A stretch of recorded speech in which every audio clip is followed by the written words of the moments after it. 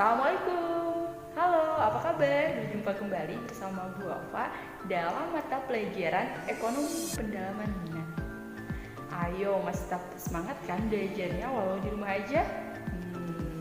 Seperti kemarin tips dari Ibu, bagaimana menghindari rasa malas? Ayo, saatnya kalian semangat, bukan jadi kaum rebahan lagi.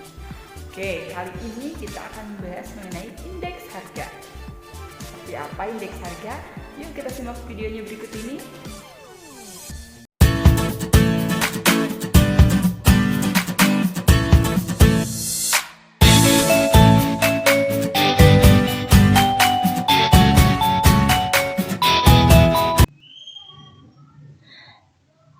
Sekarang kita akan membahas mengenai indeks harga. Untuk materinya hari ini, 1. Pengertian indeks harga. 2. Tujuan perhitungan indeks harga. 3. Macam-macam indeks harga. 4. Metode perhitungan indeks harga. 5. Contoh soal. Dan yang terakhir adalah latihan soal. Oke, kita lihat dulu faktanya nih. Coba, kalian pernah lihat nggak di pasar nih yang seperti ini? Ada pedagangnya nih, kemudian ada bahan-bahan atau barang-barang nih, sayuran-sayuran kalau di sini yang dijual. Biasanya di pasar itu berjubel tuh yang jualan sayuran, yang jualan ayam, kemudian yang jualan makanan pokok lainnya. Nah, dan harganya kecenderungannya pasti tidak jauh berbeda sama. Yang misalkan nih harga cabai sekarang 20.000, di yang sebelahnya juga 20.000, kalaupun agak naik 21.000 misalkan atau 20.500. Nah, gimana sih itu sebenarnya penetapan harga tersebut? Oke, kita lihat dulu nih. Nah, ternyata ada nih Pusat Informasi Harga Pangan Strategi Nasional. Jadi harga-harga itu sudah dirata-ratakan nih. Nih, kalian bisa lihat harga-harga yang kebutuhan pokok, kebutuhan sehari-hari. Di sini kalian bisa lihat nih. Nanti kalian bisa search aja. Nah, jadi ada beras harganya berapa, hari ini, hari besok berapa, kemudian yang kemarin-kemarin berapa. Ini semua nih kategorinya termasuk indeks harga. Oke, kita lihat yuk ke pengertian dari indeks harga. Indeks harga adalah perbandingan antara harga rata-rata pada tahun yang dihitung dengan harga rata-rata pada tahun dasar. Tahun dasar yang digunakan adalah tahun yang dibuat sebagai patokan penghitungan. Tahun dasar yang diambil biasanya tahun yang ketika kondisi perekonomian dalam keadaan stabil dan tidak terlalu lama dengan tahun yang akan dihitung. Adapun tujuan penghitungan dari indeks harga yang pertama adalah sebagai petunjuk yang dapat digunakan dalam mengukur kegiatan ekonomi secara umum. Yang kedua, indeks harga perdagangan besar dapat memberi gambaran tren atau kecenderungan dalam perdagangan. Jadi saat ini lagi musimnya apa. Yang selanjutnya, indeks harga konsumen dan indeks harga biaya hidup dapat digunakan untuk penetapan gaji dan perubahannya. Nah, kalau kalian pernah mendengar UMR, upah minimum rata-rata. Nah, biasanya tiap daerah UMR-nya berbeda-beda. Nah, itu tergantung dari berapa nih harga-harga atau misalkan berapa nih daya beli masyarakat di daerah tersebut. Yang selanjutnya adalah sebagai pedoman pembelian bagi perusahaan-perusahaan yang memiliki persediaan besar. Yang selanjutnya, indeks harga bagi petani nih merupakan gambaran apakah petani makmur atau melarat. Jadi, kalau harganya nih benar-benar di bawah atau jatuh banget, ini bisa dilihat nih petaninya misalkan melarat. Berarti indeks harga tersebut nih bisa melihat bahwa tidak menguntungkan bagi produsen. Atau misalnya petaninya makmur-makmur atau petaninya kaya-kaya, itu juga ternyata dari indeks harga tersebut dapat dilihat apakah itu menguntungkan dari petani ataupun produsen atau misalkan bagi konsumen. Nah, selanjutnya digunakan dalam kebijakan penetapan harga dan penentuan jumlah persediaan. Oke. Next. Macam-macam indeks harga. Ada apa aja nih? Yang pertama, indeks harga produsen.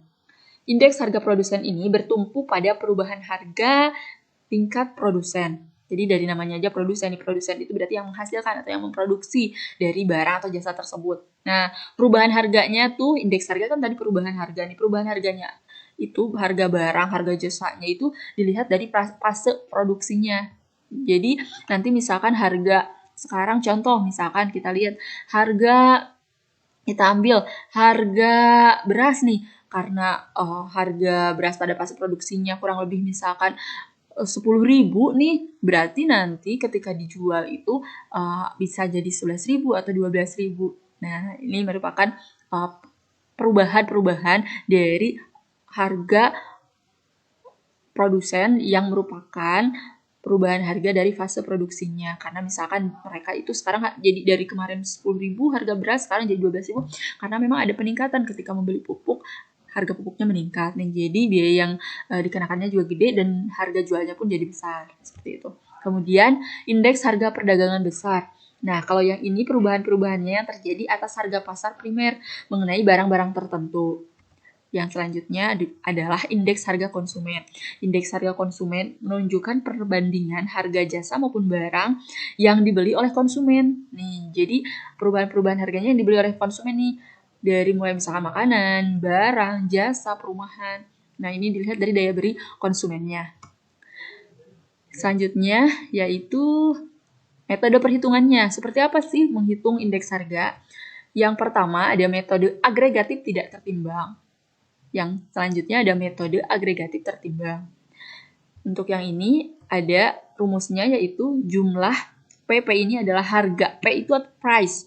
Harga N itu tahun yang dihitung. Kalau ini P0 atau PO ini adalah harga tahun dasar dikali 100. Kemudian untuk metode agregatif tertimbang ada dua perhitungan. Yang pertama metode L atau less payers, indeks less payers. Kemudian metode PASCH atau IP. Nah, rumusnya seperti ini. Kalau ini ditambah dengan Q. Q itu artinya kuantitas atau jumlah. Nah, kalau ada nolnya berarti tahun dasar, kalau ada N-nya tahun yang dihitung. Nah, ini lihat perbedaan dari metode last payers sama PASCH. Ayo, di mana nih? Nah, di sini ya. Kalau yang ini nih, lihat. Yang pertama jumlahnya itu jumlah price-nya, harga, perubahan harganya, harga tahun yang dihitung dikali jumlah tahun dasar. Kalau yang ini perubahan harganya harga tahun yang dihitung dikali jumlah tahun yang dihitung. Kalau ini PN dikali QO, kalau ini PN dikali QN. Nah, kalau yang di bawahnya juga nih lihat kalau untuk last payers P0 dikali Q0 atau harga tahun dasar dikali jumlah tahun dasar. Kalau ini harga tahun dasar dikali dikali jumlah tahun yang dihitung. Nah, kalau kalian masih bingung, Ibu gimana sih? Nih, ini gampang sekali nih. Kita lihat. Ini jumlah PN. Kalau yang ini L itu, atau last payers, itu ingatnya ke tahun dasar aja. Nah, tahun dasar kan ini juga dikali tahun dasar.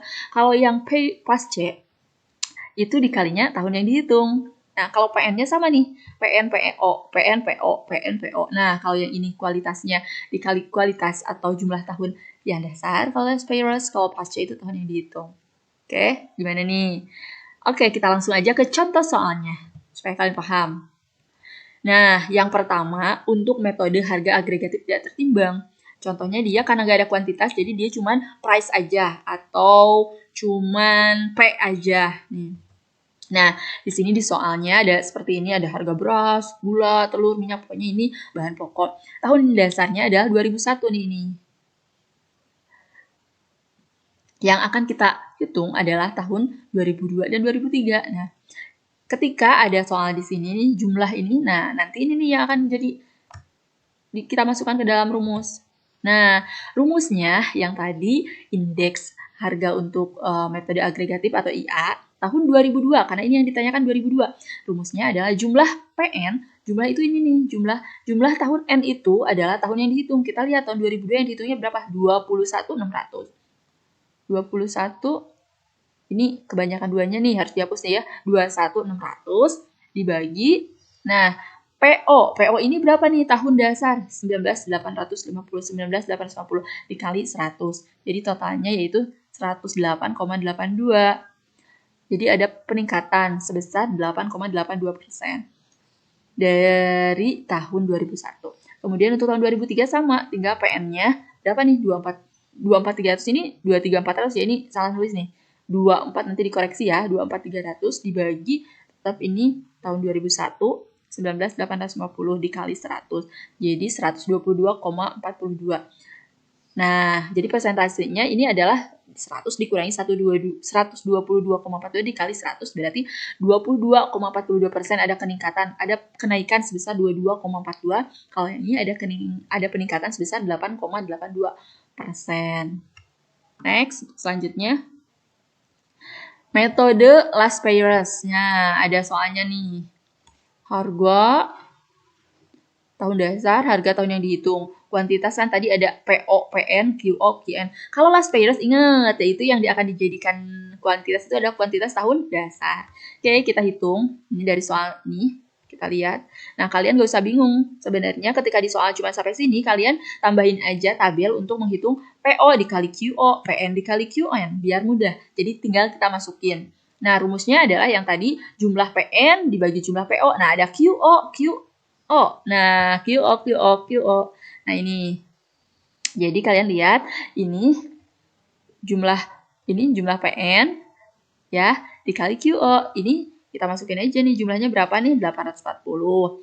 Dibagi berapa nih? 720. Jadi 100 dikali 100 sama dengan 116,67%. Berarti ada kenaikan dari tahun 2003 sebesar berapa? Ini aja langsung dikurangi 100%. Berarti ada kenaikan sebesar 16,67%. Selanjutnya, yaitu dengan menggunakan metode Pasche. Nah, rumusnya seperti ini. Nah, kalau misalkan Pasche ini, kita ingat, yaitu tahun yang dihitung. PN kali QN. Kalau yang tadi, PO kali QO. Gitu.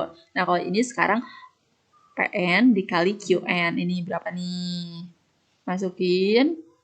Ini hasilnya jumlahnya. Nah, ini adalah jumlah. Nah, jumlah ini dibagi jumlah ini sama dengan 110,99%. Jadi dapat disimpulkan bahwa ada kenaikan sebesar berapa? 10,99% dari tahun dasar. Seperti itu. Nah, seperti itu metode perhitungannya dan contoh soalnya. Untuk lebih memudahkan juga, silakan kalian kerjakan di latihan soal dari Ibu. Silakan hitung metode indeks harga agregatif tidak tertimbang. Metode indeks harga agregatif tertimbang yaitu metode last payers dan metode Pasche. Ini nih, kita lihat. Nah, tinggal kalian tambahin aja di sini nih tabel-tabelnya. Biar kalian mudah nanti. Di sini juga jangan lupa nih ada jumlahnya. Jadi di sini tinggal tulisin PO dikali QO, PO dikali QN, PN dikali QN. Nah, sampai ke bawah. Jadi untuk menghitung ini, metode-metode ini tinggal masukin ke rumus aja dari jumlah-jumlah yang sudah kalian tulis nanti di buku kalian nih di sininya. Jangan lupa nanti hasilnya dikirim ke Google Classroom. Oke, kalau ada yang ditanyakan, silakan nanti langsung saja ke Ibu melalui WhatsApp group atau misalkan mau di kolom komentar juga boleh. Oke, sekian untuk materi hari ini. Mudah-mudahan bermanfaat. Oke, sampai jumpa lagi di materi selanjutnya. Gimana? Udah disimak videonya kan? Kalau kalian masih mengerti, silakan kalian bertanya di kolom komentar. Dan jangan lupa presensinya juga ya. Oke, sampai jumpa.